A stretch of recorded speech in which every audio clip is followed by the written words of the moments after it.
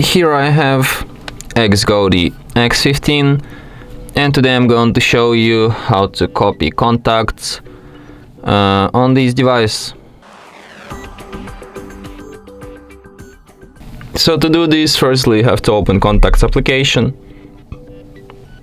then tap on three stripes here, go to its settings, then go to the import, select copy contacts from, so let's copy contacts from SIM card, copy them to phone contacts. Here you can select contacts from your SIM card which you want to copy.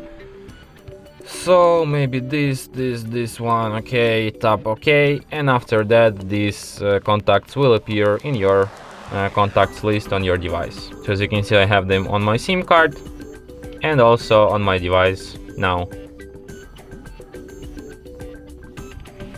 And that's it.